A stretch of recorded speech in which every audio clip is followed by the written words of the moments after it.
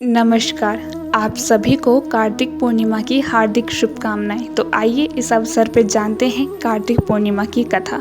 पौराणिक कथा के मुताबिक तारकासुर नामक एक राक्षस था। उसके 3 पुत्र थे, तारकाश, कमलाक्ष और विदुन्माली। भगवान शिव के बड़े पुत्र यानी कि कार्तिकेय ने तारकासुर का वध किया। अपने पिता की हत्या की खबर सुनकर तीनों पुत्रों को बहुत दुख हुआ। तीनों ने मिलकर ब्रह्मा जी से वरदान मांगने के लिए घोर तपस्या की। ब्रह्मा जी तीनों की तपस्या से प्रसन्न हुए और बोले कि मांगो, क्या वरदान मांगना चाहते हो। तीनों ने ब्रह्मा जी से अमर होने का वरदान मांगा, लेकिन ब्रह्मा जी ने उन्होंने इसके अलावा कोई दूसरा वरदान मांगने को कहा। तीनों ने मिलकर फिर सोचा और इस बार ब्रह्मा जी से 3 अलग अलग नगरों का निर्माण करवाने के लिए कहा, जिसमें सभी बैठकर सारी पृथ्वी और आकाश में घूमा जा सके। 1000 साल बाद जब हम मिले और हम तीनों के नगर मिलकर एक हो जाएं, और जो देवता तीनों नगरों को एक ही बाण से नष्ट करने की क्षमता रखता हो, वही हमारी मृत्यु का कारण हो। ब्रह्मा जी ने उन्हें ये वरदान दे दिया। तीनों वरदान पाकर बहुत खुश हुए।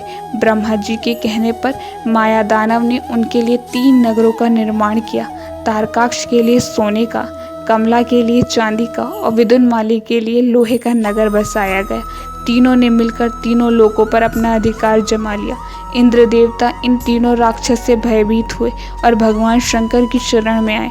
इंद्र की बात सुन भगवान शिव ने इन दानवों का नाश करने के लिए एक दिव्य रथ का निर्माण किया। इस दिव्य रथ की हर एक चीज देवताओं से बनी।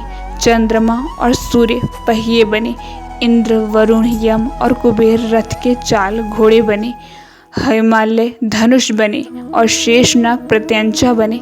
भगवान शिव खुद बाण बने और बाण की नोक बने। अगिन देव इस दिव्य रथ पर सवार हुए, खुद भगवान शिव। भगवानों से बने ये रथ तीनों भाइयों के बीच भयंकर युद्ध हुआ। जैसे ही ये तीनों रथ एक सीध में आए, भगवान शिव ने बाण छोड़ तीनों का नाश कर दिया।